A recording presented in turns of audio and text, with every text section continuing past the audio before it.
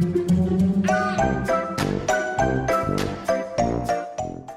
guys, Sandy here. Welcome back to the channel. Today I am playing with some fun Brutus Monroe products. So I have this stamp set called Beware Boulevard, and it's got a haunted house, kind of a little monster guy, and some fun word phrases.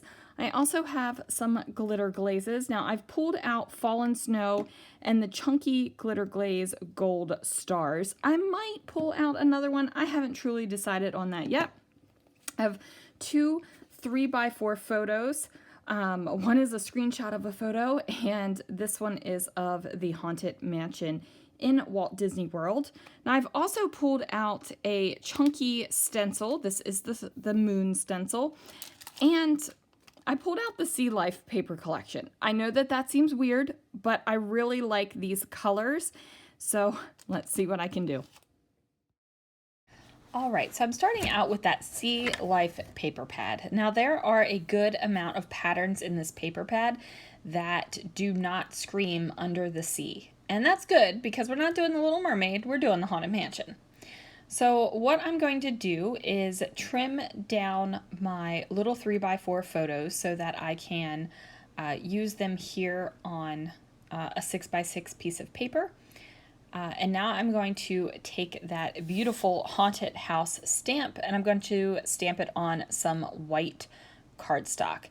Now the beautiful thing about this Brutus Monroe Black Raven detail ink is that it is a gorgeous deep true ink, and since I'm using the Misty stamping tool, I am able to just stamp over it one more time just to make sure I have a nice clean crisp image. So I have a black sheet of cardstock here, and I've got my pieces of paper, my stamped image, I've got my photos. I've got my photos somewhere. I kind of lost them, but we'll figure that out at another time. There they are. So then I also have the chunky moon stencil from Brutus Monroe. And what this is it is a thicker stencil, meaning it has thicker openings so that you can use the Brutus Monroe chunky glitter glaze in there. Now this is a chunky glitter glaze, so it has the same beautiful effect of regular glitter glaze. However, some of the glitter in here is a little bit thicker, and it is gorgeous. So I'm going to go ahead and do that and then let that sit off to the side to dry. And in the meantime, I'm going to be trimming down all of these 6x6 papers so that I can turn them into banners. So I am doing a variety of widths. I have 1 inch, 1 inches, 2 inches. I don't remember it's 2 1/4 or 1 3/4 inches, but anyway, I have a variety of widths for my banners.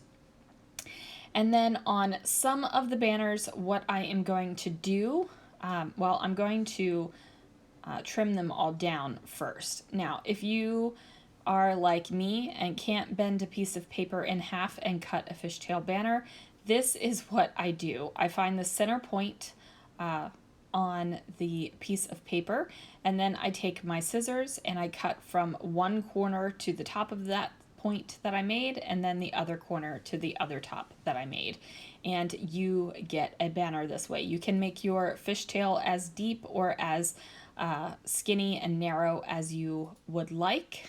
This just finds that center point, and it's really easy to do because I'm just one of those people that can't bend the piece of paper in half and cut a fishtail banner. It makes no sense. It's just one of those things I can't do. So now I have all of my pieces of paper and I have bannered them up. I'm going to use the stamp set and I'm going to stamp on some of them. So some of them will have eek on them, and then I'll have a couple of the other sentiments on here as well. And I am not using the Misty stamping tool for this portion just because I figured it would be too much of a time waste, basically, to go ahead and do that and switch out every single sentiment in every single piece of paper and just moving it, it stresses me out just thinking about it. So just using a stamping block and that Raven detail ink again is giving me great results. So I've gone ahead and I've got them down, and I am going to go ahead and do one more. So now I have 4 different banners with words on them. So they say, "Eek, you're invited, enter if you dare, and I'm here for the booze." Booze, like boo, kind of boo, not like booze liquor. So now I have my banners, and now I want to liven them up a little bit, right? Like I know I'm going to have this big sparkly corner of the chunky moons over in my corner. So I'm like, I need to bring in some more glitter glaze, and I need to just elevate my banners a little bit. So I'm using a variety of glitter glazes and a variety of stencils, and I'm just going to glitter glaze up these papers. Now I am loving glitter glaze on top of patterned paper. It just gives it an extra layer of dimension, an extra layer of shining, shimmering, splendid. It is gorgeous and all the things. I am using Brutus Monroe stencils. If I can find them on the website, I will link them down below in the description. But I mean, just look at it. It's gorgeous. This stencil right here is actually a Sequin scene builder stencil, but really it's just a tiny dot stencil, and I'm going to go ahead and use that as well. So this is the Galaxy glitter glaze that I am using right now, and those get set off to the side to dry. And now it is time to build my line of banners that I'm going to create all the way across the bottom of the page. So I'm trying to get the sizes kind of scattered across the page. I don't want all the thicker ones together and all the skinnier ones together. I don't want all the glitter glaze together, and I don't want all the stamped images together. I want it to look random, like I'm planning out the randomness of it. And then what I end up with, you know what, I'm pretty happy with it. I think that the layout turned out really awesome. It gives me that cute kind of creepiness thing going on, which is the Haunted Mansion in a nutshell. It is a haunted mansion, but it's not like a haunted horror house. It is more of a haunted story, fun house type thing. More cute and fun, less terrifying. Although there are some pretty terrifying moments in the Haunted Mansion. So now I finally figured that out. I'm going to layer up my photos, but first I decide I don't like the randomness across the top of the page where all of my banners are kind of ending up. So I do grab some washi tape from my stash. I place it across a 12 by 12 sheet of cardstock, and then I trim it down. And what that is going to do is allow me to have the washi tape span across the page without it kind of following along the hills and the valleys of where the papers are.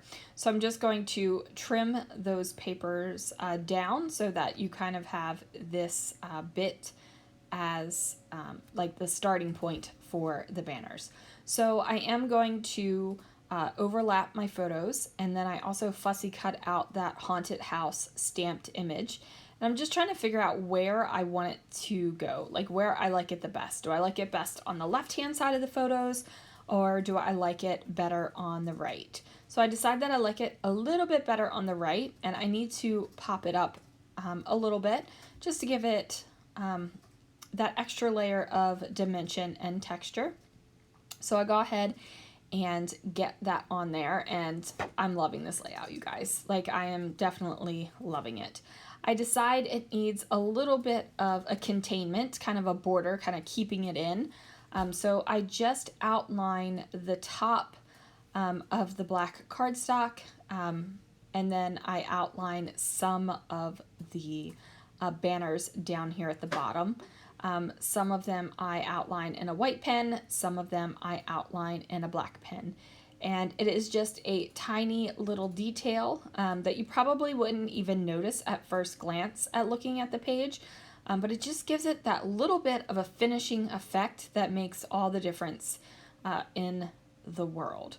So I'm going to pull out some letter stickers. Now these, I think these are called Color Vibes from Simple Stories. You can get a variety of colors on the Brutus Monroe website. And then I just pull a black label in from my stash so that I have a place to put some journaling down. And I'm going to go ahead and put these letters down over here so that my title is going to be above my photo right here. So right now the title is Go, but don't you worry, I'm adding some more letters. So I find some coordinating letter stickers that spell out Let's, and then I'm going to use a white pen to go ahead and get my journaling down here on that black label that I put down. Now I ended up putting that black label down not for journaling, but because I realized I had a gap where the glitter glaze wasn't showing on my one banner. So I needed to cover that up because nobody needs a gap in their glitter glaze. You just don't need that in your life. So there it is, you guys. Thank you so much for watching. Be sure to check out the links down below if you're interested in any of the Brutus Monroe products that I used. And I will see you guys again real soon for another video.